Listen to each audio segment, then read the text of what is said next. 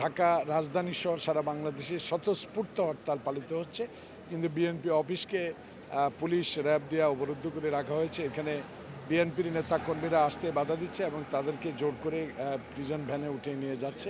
সবাই পল্টন এবং মতিঝিল থানায় আটক আছে।